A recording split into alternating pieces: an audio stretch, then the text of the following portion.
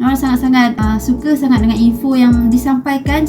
Bahasa Indonesia itu sendiri dapat menyatukan bangsa Indonesia. Kita semua jadikan negara Indonesia ini sebagai negara contoh ya guys.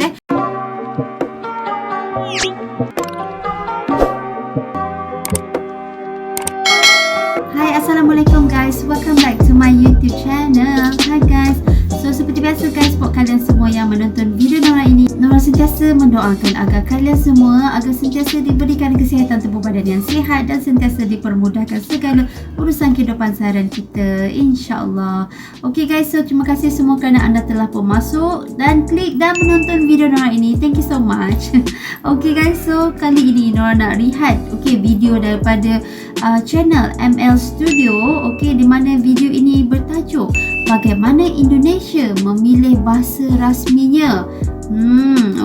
Jadi Nora sangat-sangat teruja dan ingin mengetahui apa yang terkandung dalam video tersebut, apa yang ingin disampaikan. Kerana Nora orang Malaysia, jadi Nora akan ambil ini sebagai orang kata tu pengetahuan am untuk Nora tahu bagaimana sejarah Indonesia memilih bahasa rasminya. Jadi tanpa kita lengahkan masa lagi guys, jom kita menonton video ini sama-sama dengan Nora. So kita start terus reaction kita. So let's go.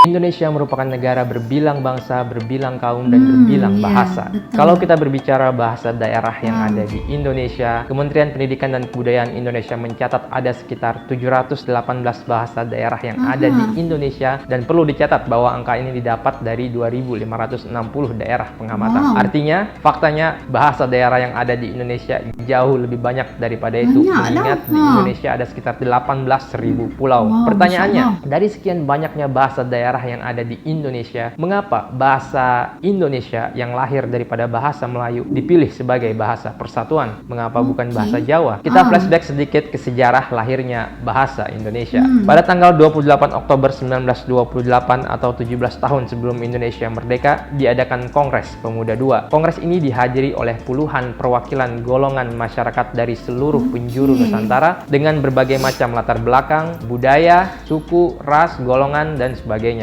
Kongres ini menghasilkan sebuah gagasan penting yang menjadi pondasi persatuan Indonesia. Gagasan ini kami sebut sebagai Sumpah Pemuda. Sumpah Pemuda terdiri dari 3 poin, di mana poin pertama berbunyi, kami putra dan putri Indonesia mengaku bertumpah darah yang satu tanah air Indonesia. Poin yang kedua, kami putra dan putri Indonesia mengaku berbangsa yang satu bangsa Indonesia. Poin yang ketiga, kami putra dan putri Indonesia menjunjung bahasa persatuan bahasa Indonesia. Nah, Sumpah Pemuda inilah yang menjadi pondasi penting persatuan Indonesia yang begitu beragam ini, yang begitu kompleks ini. Nah, di poin yang ketiga disebutkan bahwa bahasa persatuan adalah bahasa Indonesia. Kembali ke pertanyaan di awal. Dari sekian banyaknya bahasa daerah yang ada di Indonesia, mengapa bahasa Indonesia yang lahir daripada bahasa Melayu dipilih sebagai bahasa persatuan? Mengapa bukan bahasa Jawa? Padahal bahasa Jawa pada saat itu dituturkan hampir sebagian besar penduduk Indonesia. Disinilah betapa visionernya para konseptor Sumpah Pemuda pada waktu itu ketika merumuskan pondasi penting persatuan Indonesia. Mereka bisa melihat masa depan Indonesia bahwa untuk bisa menyatukan negara Indonesia yang begitu kompleks ini, yang begitu beragam ini dari segi suku, budaya, ras, golongan, bahasa, dan sebagainya, itu tidak sesederhana memilih satu suku mayoritas sebagai identitas negara, termasuk bahasa, karena ini tidak sejalan dengan semangat persatuan. Untuk itu bahasa Jawa tidak dipilih sebagai bahasa persatuan, dan yang dipilih adalah bahasa Indonesia yang merupakan bahasa yang lahir daripada bahasa Melayu. Dan seperti yang kita ketahui, pada waktu itu selama ratusan terakhir bahasa Melayu sudah menjadi lingua franca, nggak cuma di Nusantara tapi di seluruh Asia Tenggara, di mana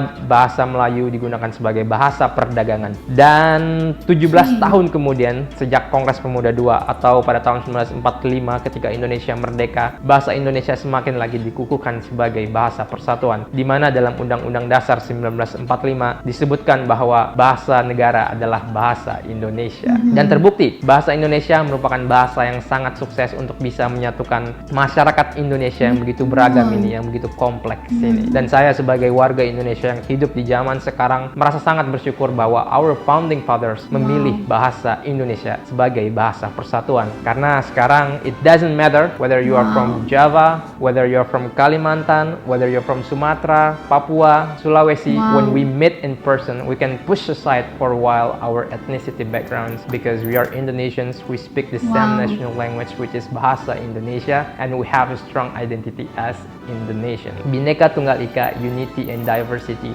walaupun berbeda-beda tapi tetap satu juga. Dan gak cuma itu, saya sekarang bisa berbicara di sini di ML Studios dengan bahasa Indonesia, and you guys in Malaysia can still understand. Yes, I think betul. that's amazing, isn't it? Sekian yang ingin saya sampaikan. Terima kasih. Wassalamualaikum warahmatullahi wabarakatuh. Okay.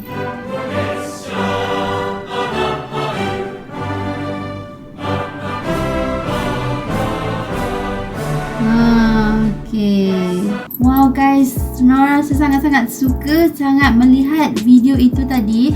Okay, penyampaian daripada orang Indonesia guys. Okay, dia memberitahu sejarah Indonesia memilih bahasa rasminya, dan di sini apa yang disampaikan oleh pemuda tersebut, okay, memang betul ya, memang bagus sekali, di mana kalau kita lihat kat sini negara Indonesia memang mempunyai banyak sangat berbilang kaum, ragam, golongan, budaya dan sebagainya. Jadi bahasa Indonesia digunakan sebagai satu bahasa persatuan yang di mana bahasa itu dapat mempersatukan keseluruhan rakyat Indonesia dan menjadikan bahasa Indonesia tersebut adalah bahasa negara Indonesia jadi tak kira di daerah mana sekalipun, bahasa yang digunakan di antara mereka adalah bahasa Indonesia, satu bahasa sahaja. Jadi memang sangat-sangat terbaik. Di sini kita dapat melihat yang bahasa Indonesia sangat-sangat tinggi martabatnya di kalangan rakyat Indonesia. Jadi memang sangat luar biasa sekali apa yang disampaikan oleh pemuda Indonesia itu sendiri. Nora sangat-sangat suka sangat dengan info yang disampaikan, sangat bagus. Okey, ini dapat sedikit sebanyak menambah pengetahuan sendiri kepada Nora. Okey, jadi memang terbaik. Dan untuk pengetahuan kalian semua, channel ML Studio ni adalah channel Malaysia, dan di sini warga Indonesia sendiri dapat masuk ke channel tersebut dan berkongsi pandangan, okey, suara dan juga pendapat kepada seluruh rakyat Malaysia. Jadi kami rakyat Malaysia ini mendengar dengan orang kata tu hati terbuka, dengan minda yang terbuka, dan kami menerima kata-kata dan penyampaian yang disampaikan oleh pemuda Indonesia tersebut dengan secara positif. Okey, sangat-sangat terbaik sekali info yang disampaikan. Dan di sini kita lihat bahasa Indonesia itu sendiri dapat menyatukan bangsa Indonesia. Jadi memang sangat-sangat bagus dan sangat terbaik untuk kita semua jadikan negara Indonesia ini sebagai negara contoh guys, dalam menyatu padukan orang kata tu seluruh rakyat sesebuah negara itu dengan bahasa, penggunaan bahasa tu. Okey, jadi penggunaan bahasa ni memang sangat-sangat penting. Okey, so memang terbaik, dan Nora rasa sampai sini saja video reaction Nora untuk kali ini.